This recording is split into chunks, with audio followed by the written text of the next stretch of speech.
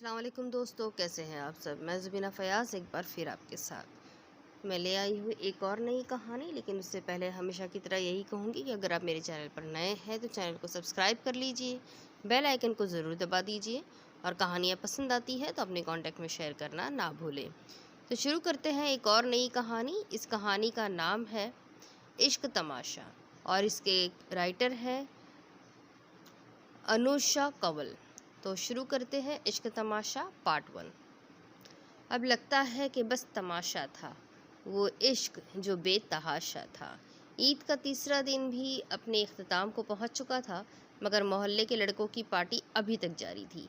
बड़े बड़े स्पीकरों से गानों की आवाज़ घरों के अंदर ज़बरदस्ती घुसी जा रही थी। जहां काफ़ी लोग इस शोरगुल से परेशान इन लड़कों को कोस रहे थे, वहीं वो गैलरी में खड़ी उनकी मस्तियां बड़े शौक से देख रही थी। वक्त से अनजान न जाने कितनी ही देर से खिड़की में खड़ी वो इन जिंदा दिल लोगों को मौज मस्ती करते देखकर लुत्फानंदोज हो रही थी। आधे लड़के और बच्चे डांस कर रहे थे और बाकी उनको देखकर उनकी हौसला अफजाई कर रहे थे कि तभी अचानक कुछ लोगों के दरमियान झगड़ा शुरू हो गया और एक कील ने सबके मुतरादिफ सारे लड़के इस लड़ाई में कूद पड़े। बस फिर क्या था, ये चिंगारी आग बनी और फैलती चली गई। बात हाथापाई तक पड़ गई, मगर वो इन सब से मज़ीद लुत्फानंदोज़ होने लगी। इसी दौरान एक लड़का बहुत से लड़कों का शिकार बनते हुए बाइक पर से गिरा और बाइक समेत ज़मीन बोस हो गया। बस फिर क्या था, नौजवान और उसके साथियों को गुस्सा आ गया। उन्होंने भी फिर इस हरकत का सही से बदला चुकाया और वो जो ऊपर खड़ी इस लड़के पर हंस रही थी, अब सोने का इरादा लेकर अंदर चली गई, इस बात से बेखबर कि कुदरत ने इसके लिए क्या सोच रखा है और वो ये वाक़या कभी नहीं भुला पाएगी और यहीं से इसकी दुनिया के बदलने का आगाज़ हो जाएगा। दिन यूं ही गुजर रहे थे। उरू की ज़िंदगी में मामूल से हटकर सिर्फ ये तब्दीली आई थी कि उसकी आंख न जाने क्यों उस लड़के की मुतलाशी हो गई थी। उरू को इस लड़के के बारे में जानने का तजस्सुस हो रहा था, लेकिन क्यों, ये बात जानने से वो खुद भी कासिर थी। अभी वो उन्हीं सोचों में गुम थी कि मामा की आवाज़ आई, उरू खाला का फ़ोन आया है, उन्हें काम है तुमसे। और वो अपनी सोचों से निकलकर खाला से बात करने चली गई। उरू मुतवस्त घराने से ताल्लुक़ रखने वाली वालदीन की इकलौती औलाद थी। इसके बचपन में ही इसकी मामा बाबा की अलहदगी हो गई थी, तब से इसकी मामा इसके बाबा भी बन चुकी थी। इसकी तरबियत इसके ननियाल वालों ने की थी। यही वजह थी कि वो उसकी अपनी खाला और नानी से बहुत बनती थी और वो इनसे बहुत मोहब्बत भी करती थी। फिर आहिस्ता आहिस्ता वक्त गुजरता गया और उरू की मामा ने उरू की रजामंदी से दूसरी शादी कर ली। शुरू में तो सब ठीक रहा, मगर रफ्ता रफ्ता उरू को ये एहसास होने लगा कि उसके सौतेले बाप ने उसकी माँ को उससे छीन लिया है। उसकी माँ की मोहब्बत बढ़ गई है। इसी एहसास ने उसके दिल में इस कदर घर कर लिया कि अपनी माँ की फ़िक्र और मोहब्बत रफ्ता रफ्ता उसके दिल से जाने लगी। फिर कुछ वक्त बाद एक ऐसा वाक़या रोनुमा हुआ जो उरू की शख्सियत में बहुत बड़ी तब्दीली की वजह बना और इसके जहन पर हमेशा के लिए नक्श हो गया और इससे अपनी माँ से मज़ीद दूर और बज़्ज़न कर गया। दिन वक्त तारीख यूं ही बदलते जा रहे थे। उरू की ज़िंदगी भी मामूल पर रवा थी। बस अब इसके मामूल में रोज़ कॉलेज से आते वक्त उस लड़के को देखना, लड़के का दीदार फ़र्ज़ हो गया था। वो जब जब बाहर होता उरू उसको देखती रहती। यही बात शायद उस लड़के ने भी महसूस कर ली थी। जब उरू कॉलेज से वापस आई तो बिल्डिंग के दरवाजे से दाखिल होते वक्त उस लड़के ने उरू को रोका। सुने जी, उरू ने कहा। हालांकि दिल ही दिल में उरू की हालत अजीब हो रही थी। क्या आपका कांटेक्ट नंबर मिल सकता है? ये सुनकर तो उरू की ऊपर की सांस ऊपर और नीचे की सांस नीचे ही अटक गई और उससे कोई जवाब न बन सका। तो वो किसी खुशी में कहकर ऊपर भाग गई और दखान उसकी इस हरकत पर मुस्कुराता हुआ अपनी दुकान खोलने चला गया।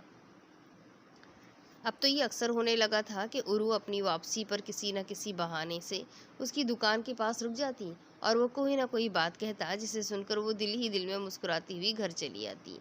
एक रात जब उरू गैलरी में खड़ी दखान को देख रही थी और दखान ये बात जानता था, तभी उसके दिमाग में कुछ आया और अपने दोस्त के घर आवाज़ लगाकर उसे ज़ोर से अपना मोबाइल नंबर बताने लगा। शुरू में तो उरू को कुछ समझ नहीं आया, फिर एकदम अचानक इसके दिमाग की घंटी बजी और वो भागकर पेन लेकर आई और दोबारा ध्यान से सुनने लगी, ताकि जब वो वापस नंबर बोले तो वो लिख ले। दखान ने एहतियात के तौर पर अपने दोस्त के साथ जाते हुए एक बार फिर अपना नंबर बोला, जैसे किसी को ऐलान करके सुना रहा हो, जिसे उरू ने जल्दी से अपने हाथ पर लिख लिया, मगर आखिर के 2 हिंदसे वो भूल चुकी थी। अब अपने आप को कोसती वो नंबर बनाने की कोशिश कर रही थी, क्योंकि वो खुद अपने आप से तो कभी उससे अपना नंबर नहीं देती। बिला आखिर काफ़ी देर कोशिश करने के बाद उसने 2 नंबर फाइनल किए। इसे पूरी उम्मीद थी कि इनमें से एक दखान का नंबर ज़रूर होगा। बस अब मसला ये था कि वो दखान से बात शुरू कैसे करे। उन्हीं सोचों में वो गुम अपने कमरे में चली गई। परी यार, मुझे तेरी मदद चाहिए, उरू ने अपनी दोस्त से कहा। हाँ बोल यार, परी ने खुशदिली से कहा। यार एक नंबर दे रही हूँ, मैं चाहती हूँ कि तू इससे बात करे। दखान नाम है इस बंदे का, और हाँ, तू इससे जो भी बात करेगी मुझे ज़रूर बताना। परी ने इससे नंबर लेकर ओके कहा और बाद में बात करने का कहकर चली गई। वो सो रही थी जब मोबाइल की वाइब्रेशन से उसकी आंख खुली। रात के 1 बज रहे थे और स्क्रीन पर परी का नाम जगमगा रहा था। उसने नींद को भगाकर आंखें खोली और उसका मैसेज पढ़ा। यार वो नंबर तो किसी और का है, दखान का नहीं है। अच्छा, चल एक और नंबर ट्राई कर। एक्चुअली मुझे नंबर याद नहीं रहा था, जब ही 2 नंबर पर तुक्के लगाए थे। रू ने दांत निकालने वाले इमोजीज के साथ मैसेज सेंड किया और खुदा हाफिज करके वापस सो गई। अगले कई दिनों तक उरू और परी के दरमियान कोई बात नहीं हुई। आजकल उरू फेसबुक पर दखान को ढूंढ रही थी, मगर इसकी आईडी मिलने का नाम नहीं ले रही थी। फिर उसे ख्याल आया, क्यों ना अपनी दोस्तों से इस बारे में पूछा जाए। ये ख्याल आते ही उसने जल्दी से व्हाट्सएप खोला और एमन और मिराल के नंबर पर सुनो का टेक्स्ट भेजकर जवाब का इंतज़ार करने लगी। कुछ ही मिनटों में जवाब हाजिर हुआ और इधर उधर की बातों के बाद उसने पूछा, यार वो ईद की पार्टी देखी थी तुम लोगों ने? मज़े की थी ना? हाँ यार, बड़ा मज़ा आया था। दूसरी तरफ से मिराल का जवाब आया। हाँ, मगर इस लड़ाई ने सारा मज़ा ख़राब कर दिया था यार, है ना? हाँ यार, सही कह रही हो, मिराल ने जवाब दिया। अच्छा, तुझे वो लड़का याद है जो बाइक समेत गिरा था? बहुत ज़ोर से लगी होगी बेचारे को, उरू ने कहा। हाँ हाँ हाँ यार, वो दखान ना। वैसे हंसी बहुत आई थी उसे देखकर, मिराल का रिप्लाई आया। वैसे ये है कौन, तुम जानती हो उसे? मैंने तो पहले कभी नहीं देखा इसे यहाँ अपने इलाके में। उरू ने तजस्सुस और बेताबी से पूछा। ना जाने क्यों इसे इस लड़के में इतना इंटरेस्ट होने लगा था। मैसेज की टोन ने उसकी सोच का तसलसल तोड़ा। यार उसका नाम दखान है, वो अपने घर के नीचे जो सुनार की दुकान है उन्हीं का बेटा है। बल्कि यार वो आलियान को जानती हो तुम? मिराल ने कहा। हाँ हाँ, वो, उरू ने जल्दी से जवाब दिया। हाँ बस उन्हीं का छोटा भाई है। उरू के चेहरे पर एक दिलफरेब मुस्कुराहट आ चुकी थी। और बताओ उसके बारे में, कहाँ रहता है, कितने बहन भाई है? उरू ने पूछा। 5 भाई और 1 बहन है, और अपनी लाइन की लास्ट बिल्डिंग में उनका घर है। खाते पीते लोग हैं काफ़ी, मिराल ने इंस्पायर होकर कहा। अच्छा, उरू ने जवाब दिया। और मिराल खुदा हाफिज कहकर ऑफलाइन हो गई और उरू फिर से दखान के बारे में सोचने लगी। उरू के दिन यूं ही दखान के बारे में सोचते हुए उसको देखने के इंतज़ार में गुजरने लगे थे। ऐमन और मिराल से भी इसकी बात बढ़ गई थी और इन बातों में ज़्यादातर कहानियाँ दखान के बारे में ही होती थी।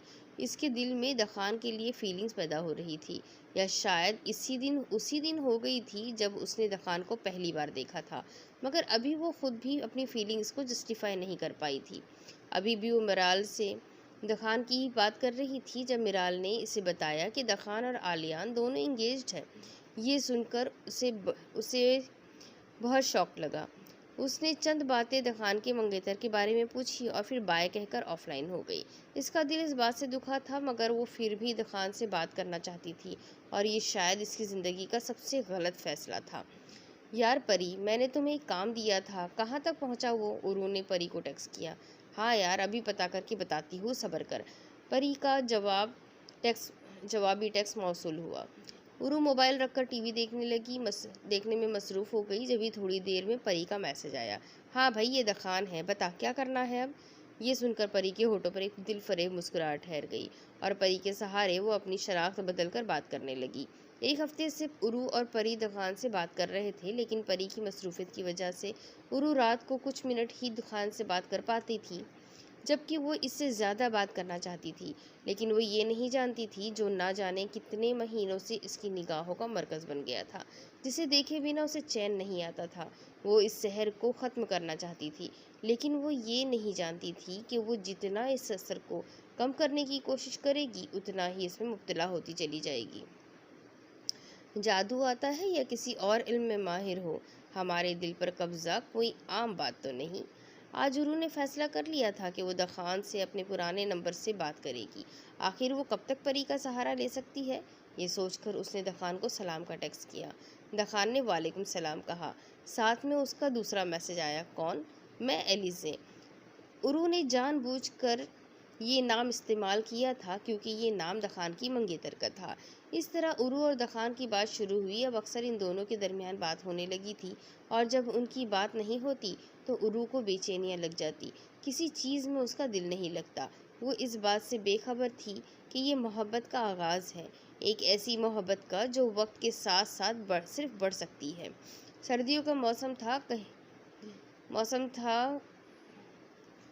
कहते हैं कि इस मौसम में लोग बिछड़ते हैं, शायद सही कहते हैं। एलिज़े और दखान भी बिछड़ रहे थे। दखान अब एलिज़े को इग्नोर करने लगा था, और ये बात एलिज़े यानी उरू कबूल नहीं कर पा रही थी।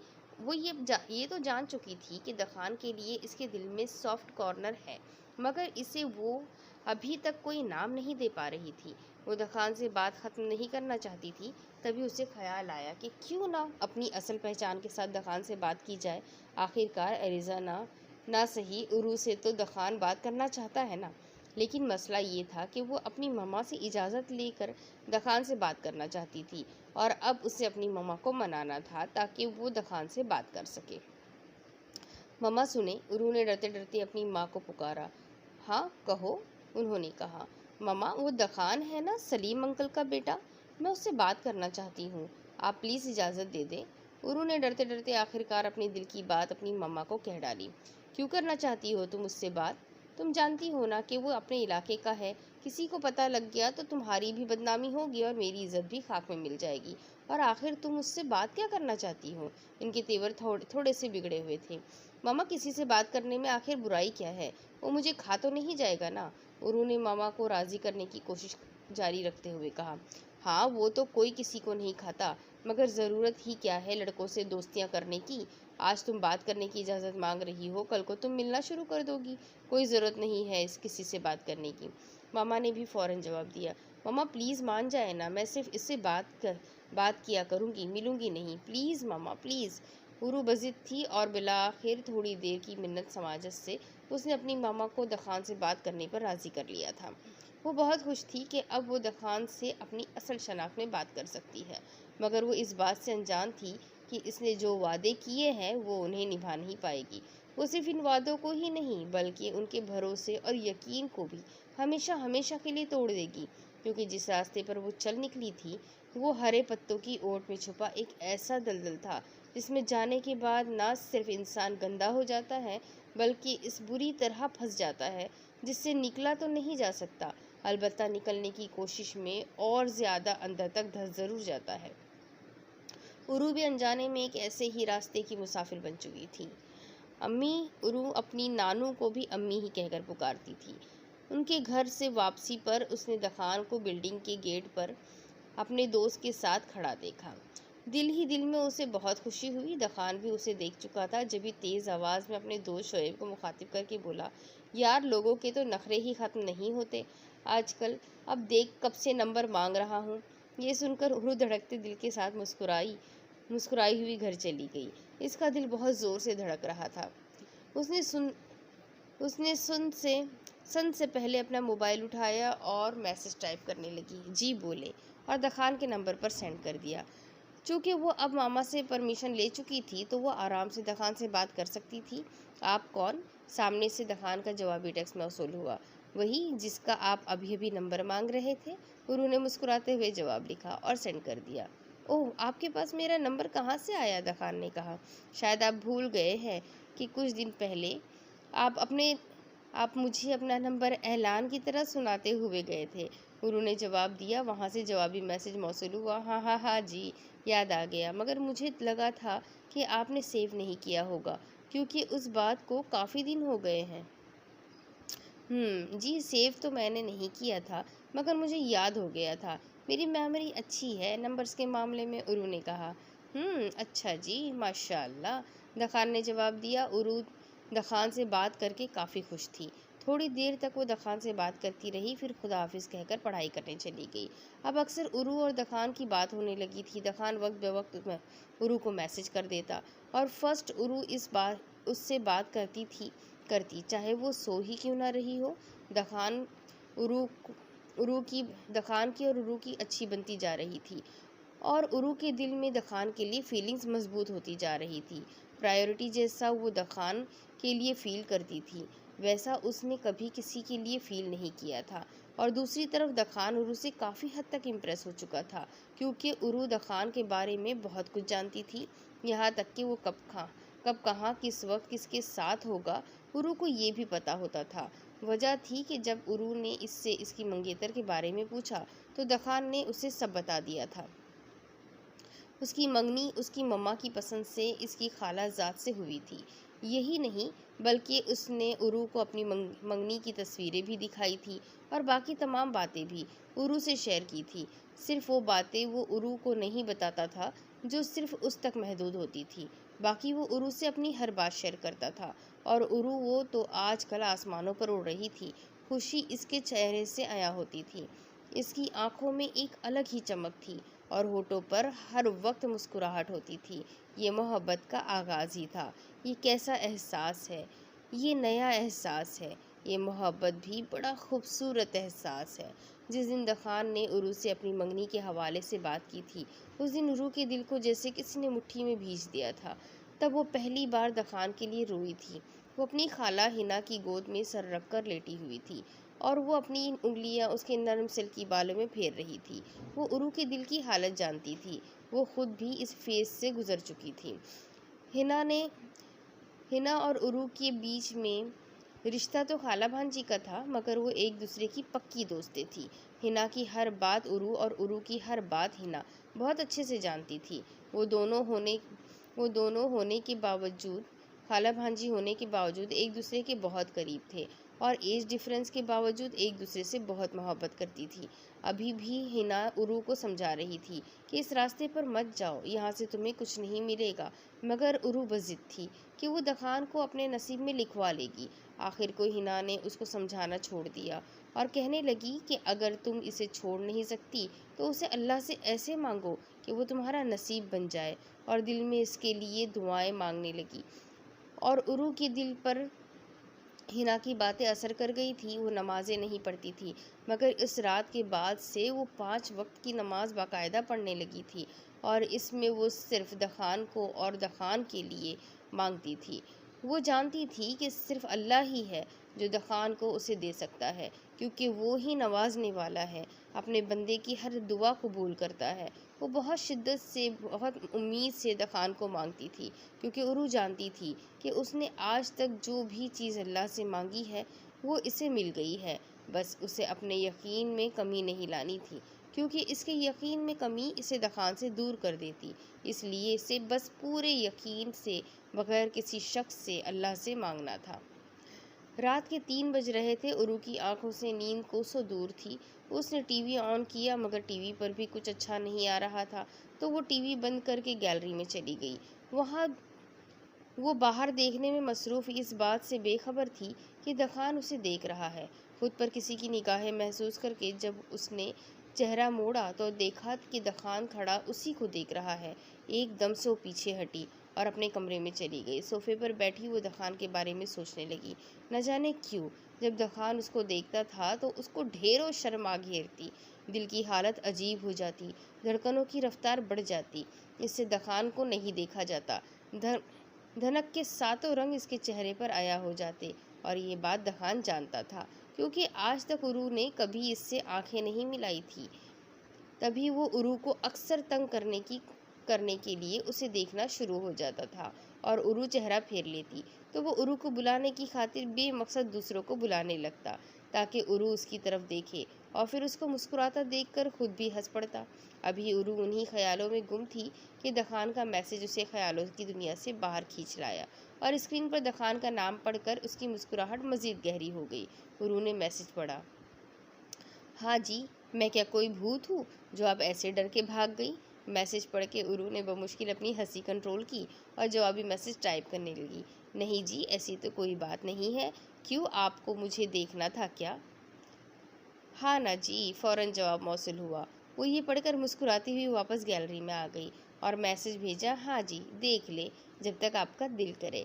सन्नाटा इतना था कि दखान के मैसेज की टोन ऊपर तक सुनाई दी थी और दखान उरू का मैसेज पढ़कर मुस्कुरा दिया और उरू उसकी मुस्कुराहट देखकर दिल ही दिल में दुआ करने लगी कि अल्लाह इसके होठों पर हमेशा ऐसी ही मुस्कुराहट रहे, इसके पास कभी कोई गम, कभी कोई मुश्किल ना आए, वो हमेशा खुशियों में घिरा रहे। वो ऐसी ही थी। जब भी दखान को हंसता मुस्कुराता देखती, आंखों ही आंखों में उसकी नज़र उतार कर उसकी खुशियों की दुआएं मांगने लगती। दुआ करके उसने दखान का मैसेज पढ़ा, सोच लो अगर मैं कहूँ कि मैं पूरी रात तुम्हें देखना चाहता हूँ तो। गुरु ने भी जवाब दिया, तो मैं आपके लिए पूरी रात खड़ी रहूँगी जब तक आप जाने का नहीं कहोगे। है, अच्छा जी, ऐसी बात है। तो आप चली जाओ अंदर, थक जाओगी, दखान ने कहा। ये सुनकर उरू एक बार फिर मुस्कुरा उठी। उसे इस शख्स का खुद की परवाह करना अच्छा लगता था। देख ले जी, अगर आपको देखना है मज़ीद तो मैं रुक जाऊंगी, मुझे कोई मसला नहीं है, उसने दखान से कहा। नहीं जी, आप अंदर चली जाओ, सर्दी भी हो रही है और मैं भी बस घर जाऊंगा। उरू को दखान का मैसेज मिला और फिर वो अंदर आ गई। थोड़ी देर मजीद दखान से बात करके वो फजर की नमाज पढ़ने चली गई। उरू का फर्स्ट ईयर का रिजल्ट आउट हुआ था और इसका ए ग्रेड बना था। घर में सबको मिठाई खिलाने के बाद उसने दखान को ये बात बताई। वो भी ये सुनकर बहुत खुश हुआ था। अब बताइए जी, आप क्या खाएंगी? अब बताइए जी, आप क्या खाएंगे? उरू ने पूछा। कुछ भी नहीं, दखान ने जवाब दिया। अरे बताइए ना प्लीज़, आइसक्रीम या मिठाई? उरू ने कहा। अच्छा, जो आपका दिल करे वो खिला देना, दखान ने जवाब दिया। ओके, जब मैं टेक्स्ट करूँ तो बिल्डिंग में आ जाइएगा, उरू ने कहा और मोबाइल रखकर घर वालों से बातें करने लगी। फिर वहाँ से फारिग होकर उसने दखान को घर जाते हुए मैसेज किया, कहाँ हैं, जल्दी आइए, और फिर इसका वेट करने लगी। दखान का हाँ जी आया बस हाँ जी आया बस का मैसेज आया और इसके 10 सेकंड बाद वो खुद भी आ गया। उरू ने मिठाई का डब्बा खोलकर दखान के सामने किया। अपने हाथों से नहीं खिलाओगी? दखान ने कहा। नहीं जी, ऐसा कुछ नहीं हो रहा, उरू ने जवाब दिया और अपनी नज़रें मज़ीद नीचे कर ली। इसका दिल बहुत ज़ोर ज़ोर से धड़क रहा था। वो बहुत कंफ्यूज थी क्योंकि वो पहली दफ़ा ऐसे दखान के सामने खड़ी इससे बात कर रही थी। दखान इसका जवाब सुनकर मुस्कुराया और फिर एक छोटा सा टुकड़ा तोड़कर खा लिया। ये क्या, एक तो ले कम अज़ कम? उरू ने कहा। नहीं जी शुक्रिया, मैं मीठा कम खाता हूँ। हाँ, अगर आप खिलाती तो पूरी खा लेता। अच्छा जी, चले कोई नहीं, ये ले, ये तो आप खाते ही हैं, उरू ने दखान को आइसक्रीम देते हुए कहा। वो मिठाई के साथ इसके लिए आइसक्रीम भी लाई थी। दखान के नाना करने के बावजूद वो ज़बरदस्ती उससे आइसक्रीम पकड़ाकर जल्दी से जाने लगी। जब ही पीछे से दखान की आवाज़ आई, थैंक यू सो मच, वैसे बहुत बेशर्म हूँ मैं, आपसे ये सब ले लिया, हालांकि ये सब तो मुझे करना चाहिए था, आपके लिए जो आप कर रही हो। उरू ने चलते चलते मुड़कर कहा, कोई बात नहीं, आप करें या मैं करूँ, एक ही बात है। ये कहकर उरू मुस्कुराते हुए चली गई। साल की आखिरी रात थी, 12 बजने ही वाले थे और उरू बाहर होने वाली आतिशबाजी का इंतज़ार कर रही थी और 12 बजते ही एक हाथ में केक का पीस और एक हाथ में जिंगर बर्गर पकड़े खाने से मुकम्मल इंसाफ करते हुए वो आतिशबाजी का मज़ा ले रही थी और साथ में चोरी चोरी दखान पर भी नज़र रखे हुए थी। मोबाइल पर मैसेज की लाइन लगी हुई थी। उसने एक हाथ फारिग करके सबसे पहले दखान का मैसेज पढ़ा। हैप्पी न्यू ईयर, इसने मुस्कुराते हुए यू टू का मैसेज सेंड किया और दखान के जाने के बाद अंदर चली गई, क्योंकि वो ये मानती थी कि नए साल की शुरुआत में आप जिसको देखोगे फिर वो पूरा साल आपकी निगाहों के सामने रहेगा और वो ये चाहती थी कि दखान हमेशा उसकी आंखों के सामने रहे और कम से कम इस साल तो ऐसा होने ही वाला था। नए साल का पहला दिन था। उरू दखान के लिए न्यू ईयर का गिफ्ट लाई थी। कफलिंग्स को अच्छी तरह पैक करके वो तैयार होने चली गई। तैयार होने चली गई थी। महरून कलर की फ्रॉक, पैजामे में महरून ही लिपस्टिक लगाए, आंखों पर लाइनर और साइड फिशटेल बांधे वो बहुत प्यारी लग रही थी। वो खूबसूरत नहीं थी, सानोली रंगत की हामिल, मगर पुरकशिश थी। लाल गुलाबों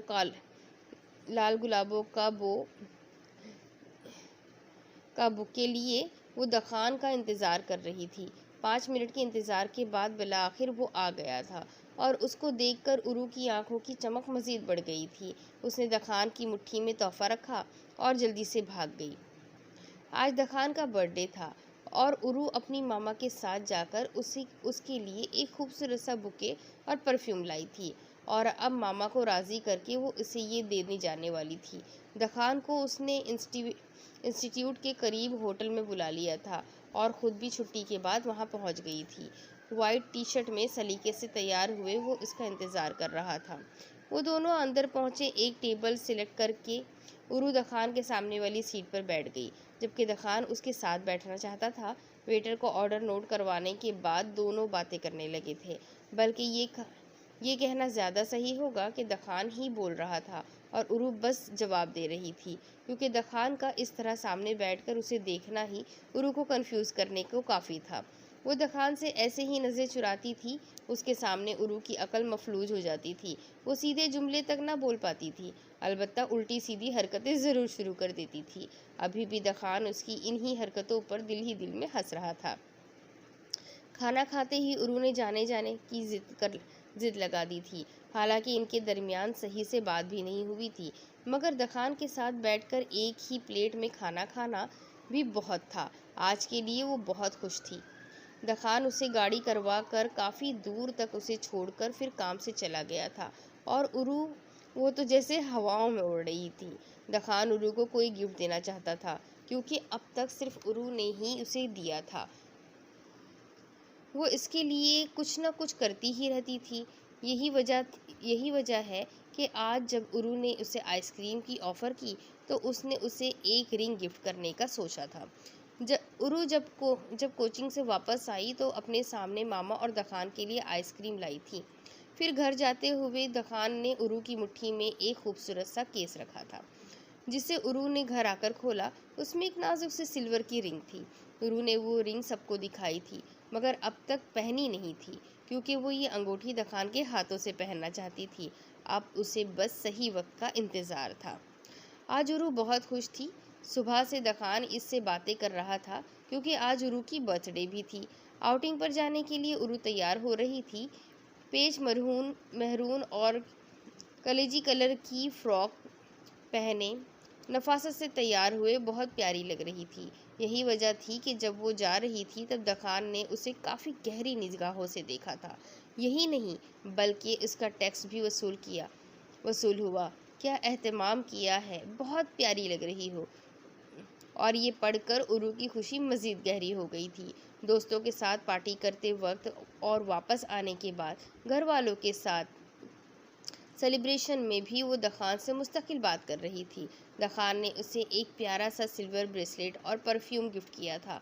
बिल्कुल ऐसा ही ब्रेसलेट हर वक्त दखान और आलियान भाई की कलाई में भी होता था, और अब वैसा ही उरू के पास था। ये ब्रेसलेट उरू के लिए हर चीज़ से बढ़कर था। उरू ने फ़ौरन उसे पहन लिया था और साथ ही खुद से ये अहद भी कर लिया था कि वो इसे खुद से कभी भी दूर नहीं करेगी, क्योंकि ये सिर्फ एक ब्रेसलेट नहीं था, ये इससे बहुत बढ़कर था। उरू ने इस ब्रेसलेट को अपने लबों से लगा लिया और अपनी ज़िंदगी में दखान के शामिल होने की दुआ करने लगी। अब इसके आगे की स्टोरी मैं आपको अगली किस्त में कुछ सुनाती हूँ कि आगे क्या होगा। दखान और उरू की मोहब्बत कहाँ तक बढ़ेगी। ये मोहब्बत की कहानी बड़ी प्यारी लग रही है। चले अगली किस्त में फिर मिलते हैं। अल्लाह हाफ़िज़।